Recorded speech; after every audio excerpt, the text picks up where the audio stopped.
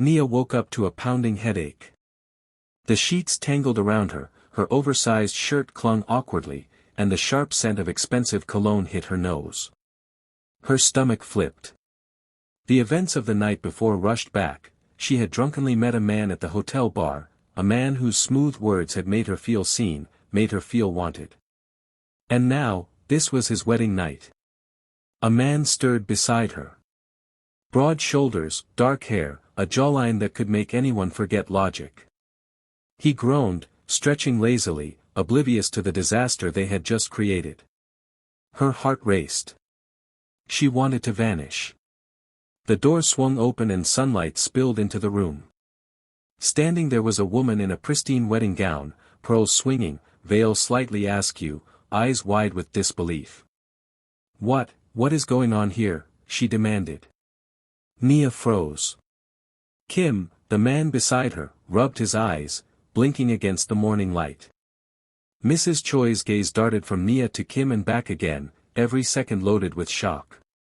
I didn't," Nia started, but the bride's voice cut her off. "You didn't know he was married? You didn't know this was his wedding night?" "I swear I didn't," Nia whispered. "I didn't know anything." Kim's face twisted in guilt and panic. I thought it was you," he admitted, voice thick and slurred. "I thought it was my wife. I didn't know she'd this." "You thought it was me?" Mrs. Choi's voice rose. "And you slept with her on our wedding night?" "Yes." Kim shouted.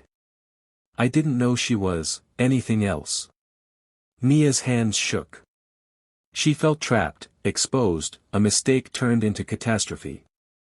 Mrs. Choi tilted her head and smiled faintly. "You. Get dressed. Now. Breakfast in 20 minutes.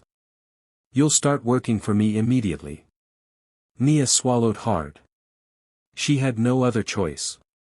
If you're watching this chaos unfold, hit subscribe, drop a like, and comment where you're watching from, the narrative voice would urge.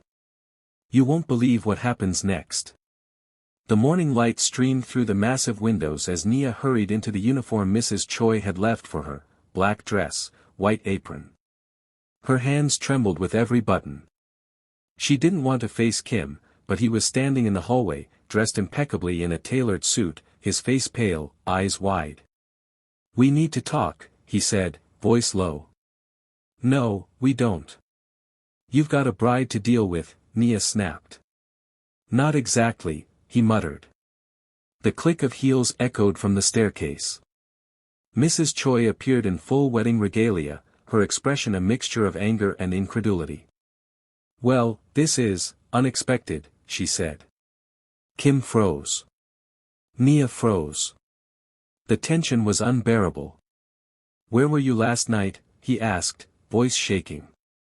Mrs. Choi shrugged, a casual gesture that made it infinitely more infuriating. "Oh, a small, last-minute family thing. Took longer than expected." "You weren't here?"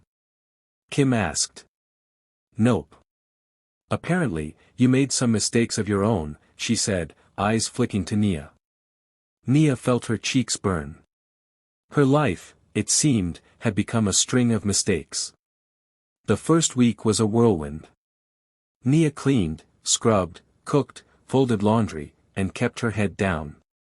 Kim was everywhere, watching, sometimes silently, sometimes with glances full of unreadable emotion.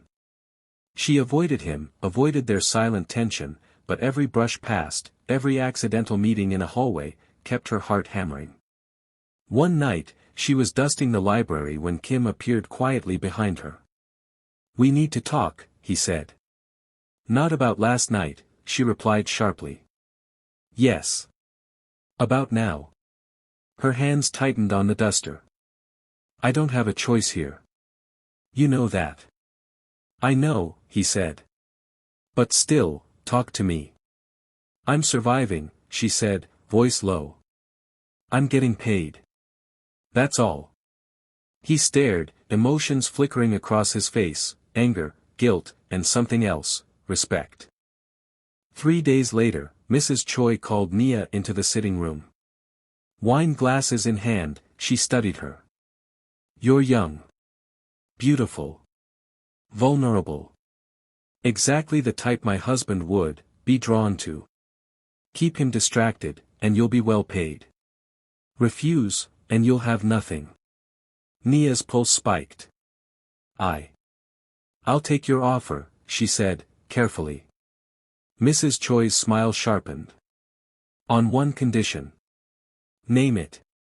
10,000 a month, in writing. You'll play your role perfectly. Nia nodded slowly. At the dinner party, Nia overheard Mrs. Choi whispering to a group of women. Distract him, keep him occupied. And when he tires? Replaceable. Nia's hands shook. She was a pawn, yes, but now she had a choice, she could survive. Later, Kim appeared in the kitchen. You okay? I'm fine, she snapped. You don't look fine. I said I'm fine, she added, voice cracking. Come with me, he said, taking her hand. In his office, door closed, silence fell. I heard what she said, Nia whispered. About you? Kim asked. Yes. About being disposable. His jaw tightened. I brought you into this. I didn't protect you. I don't have a choice. Yes, you do. I don't even know your first name, she admitted. Kim, he said softly. Days later, cleaning Mrs. Choi's desk, Nia found an envelope. A prenuptial agreement. Clause, evidence of adultery must be documented by a third party. Her blood ran cold. Mrs. Choi was setting a trap. When Nia confronted Kim, he revealed the truth. Mrs. Choi lied. She wasn't at some cousin's wedding. She was with my best friend that night. That's why she wasn't here. Nia staggered. The reality of the manipulation slammed into her. So, everything she said to manipulate us, it's all a lie. Kim muttered. Nia's hands trembled, nearly falling. She had survived the wedding night chaos, the first wave of manipulation. Now she had knowledge. Knowledge could be power. And Nia Carter was ready to play the game. If you made it this far, hit subscribe and like, and comment your thoughts. What would you do if this happened to you on your wedding night? Don't forget to turn on your notifications so you don't miss part 2.